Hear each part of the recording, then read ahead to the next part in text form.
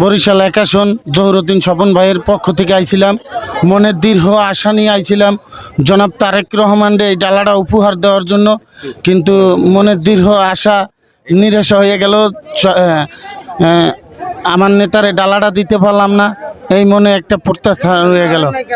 কারণ অনেক মানুষের ভিড়ে আমি তাড়াতাড়ি আসতে পারি নাই, এর জন্য কি আমার নেতারে এই ডালাটা দেওয়া হয় নাই। মনে আফসোস রয়ে গেছে। যদি ভাগ্যে থাকে ইনশাআল্লাহ তারেক রহমানের হাতে এই ডালাটা পৌঁছানোর জন্য ইনশাআল্লাহ চেষ্টা করব এবং জীবন যৌবন বিলিয়ে দেব। আমরা ধানের শীষকে ভালোবাসি, তারেক রহমানকে ভালোবাসি এবং বিএমপিকে ভালোবাসি। আজ আমাদের দেশনায়ক তারেক রহমান বরিশাল আগমন উপলক্ষে আমরা বরিশালে একাশন গৌরনদী আগল জেলার ধানের শীষের প্রার্থী এম জহুরুদ্দিন স্বপন ভাইয়ের পক্ষ থেকে আমরা আজকে এই ধানের ডালা নিয়ে আসছিলাম। এবং কি আমাদের দেশনায়ক তারেক রহমান যখন বাংলাদেশে আসছে তখনও আমরা এই ধানের ডালা নিয়ে গেছিলাম তার হাতে দেওয়ার জন্য। আমাদের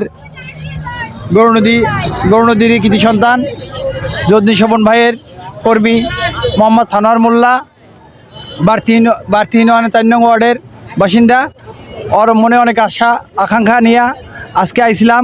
কিন্তু আমাদের আসার পথে যখন গাড়িটা নষ্ট হয়, ওখানে আমাদের অনেক পথ জার্নি করে আসার কারণে আমরা তারেক রহমানের হাতে এই ডালাটা দিতে পারি নাই।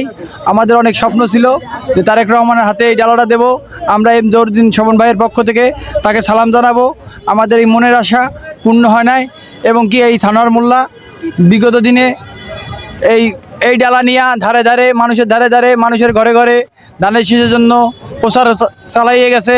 এই ধানের ডালার কারণে এই সানোয়ার মোল্লা অনেক বিপদ সহ্য করে আজকে এই বরিশালে এসেছিল তারেক রহমানের দেওয়ার জন্য, তাই দিতে পারে নাই। তার জন্য আমরা অনেক কষ্ট নিয়ে আজকে এই বরিশাল ত্যাগ করতেছি।